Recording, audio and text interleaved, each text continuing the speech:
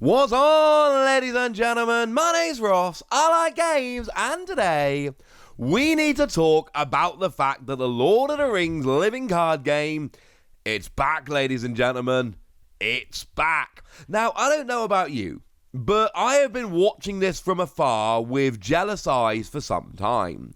Because you see, I've always wanted to play the Lord of the Rings Living Card game. It looks amazing. I went and bought the digital version of it on the Switch, obviously. But the fact of the matter is, getting into the physical version of the game has been, well, it's been a pain, quite frankly. Because it's been going for about a decade, and it's hard to actually know where to start, what to buy, and actually find, try to find a core set in stock for a decent price for the last couple of years, nigh on impossible. But what Fantasy Flight Games have gone and done, they're doing a revised core set. And for people like me, who have been waiting to jump in on this game for a while, this is frankly wonderful, brilliant, over-the-top, phenomenal, wonderful, brilliant news. I am frankly delighted. And the thing is, they're not just reprinting the core set, although, to be honest, that would be enough for me. What they're actually doing is making it better. One of the criticisms of things like the Lord of the Rings card game has been that you need to buy more than one core set. But what Fantasy Flight Games have gone and done is they've redone it so there are enough cards and components for 4 players right out of the gate. I have heard countless people moaning about other games, the original version of this, but also things like Legend of the Five Rings, etc., telling me, well, if you want to get it, you need to buy more than one core set. And of course, it's hard enough to find the core set generally, and if you've got to buy multiples to play with for 4 players, it just becomes, well, like I said, there's a reason I've been looking at it from afar for a while and not partaken. Well, things are changing, ladies and gentlemen, and the fact that you can buy one core set and have everything you need for 4 players, that alone sells me on it, but we should probably carry on, right?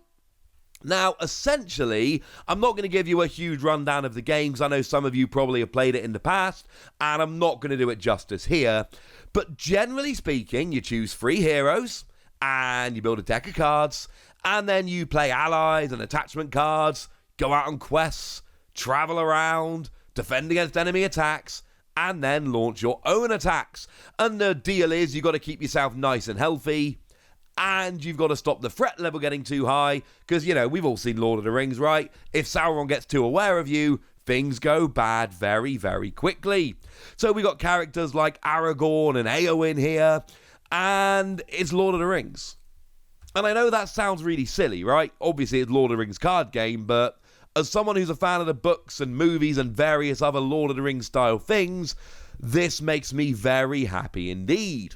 Now, the general thing is that each hero belongs to one of 4 spheres of influence: leadership, law, spirit, and tactics. Generally speaking, that's just their playstyle, how they actually roll. So Aragorn will be an example of leadership here, because he's got Sentinel, which defends allies or other heroes from enemy attacks, which seem kind of cool. Law heroes use their extensive skills and knowledge to support players. So, Beravor here, you can exhaust to choose a player to draw 2 cards, which, again, that sounds pretty helpful, right? That sounds quite nice.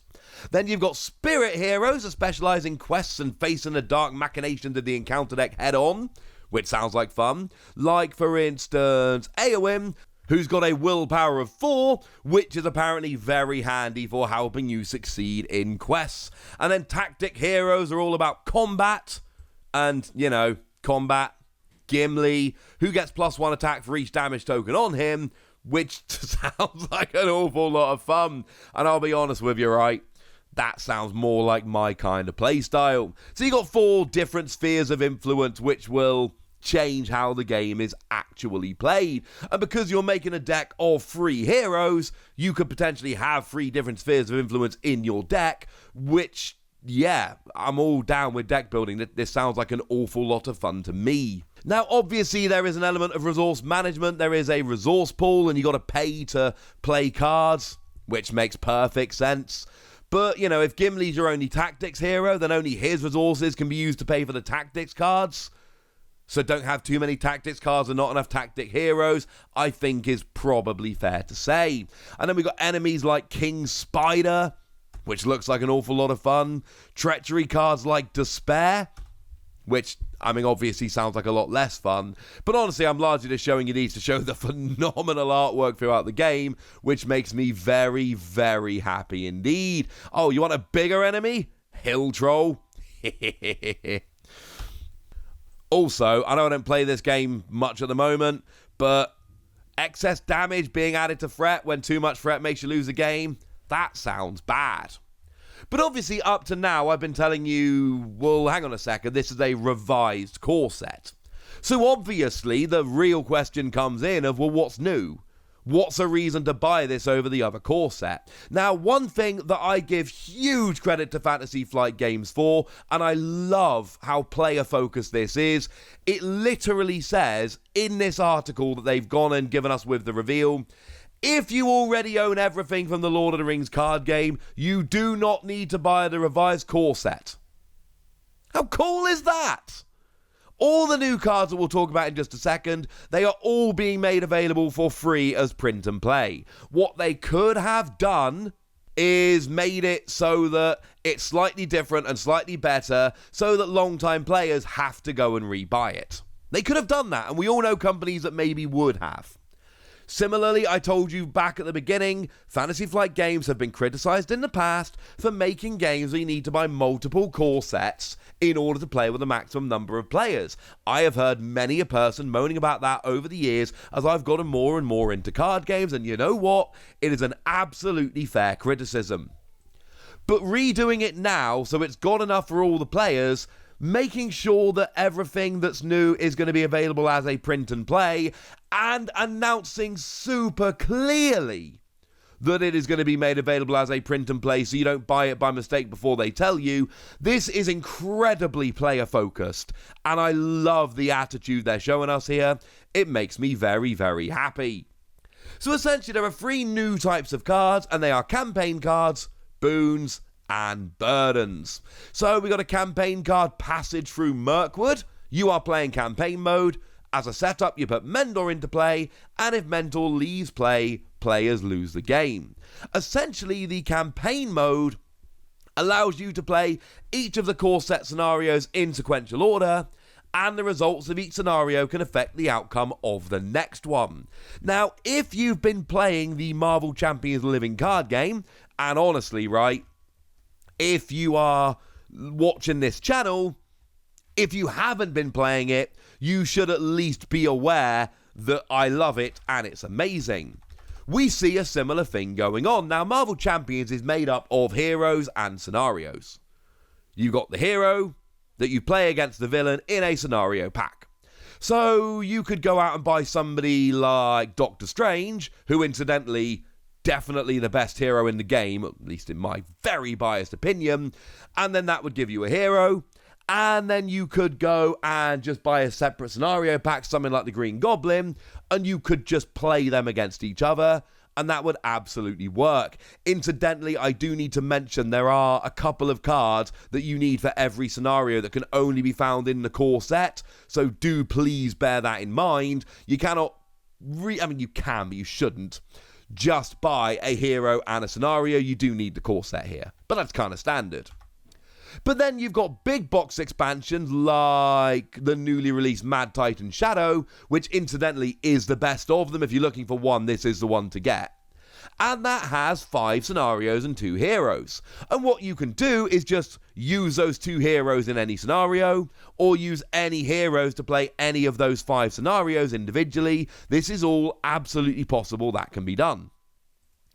But what we've also got is a campaign mode, where you play through all of the 5 scenarios sequentially. And you can do things like unlock allies in one scenario that will join you in future scenarios, or not take down a particular side scheme, which will then give you a disadvantage in future scenarios, etc. Not to get too spoilerific, but the way you play through the campaign is not the same as the way you would play individual scenarios, because there are certain things that will give you advantages or disadvantages that you need to prepare for. If they do it like they do with Marvel Champions, and you got to think they're going to. This is absolutely brilliant, and I am very, very excited. As a side note, if we look at the front of the core set, Marvel Champions is made by Michael Boggs, Nate French, and Caleb Grace. And you might notice that on the front of the Lord of the Ring box, it is a game by Nate French. So there's gonna be some shared DNA, one would imagine. We've then also got a couple of other new types of cards that are boons and burdens. And if you know what those words mean, boon is good, burden is bad. Like I've said, all of these new cards are going to be available as free print and play versions from Fantasy Flight Games.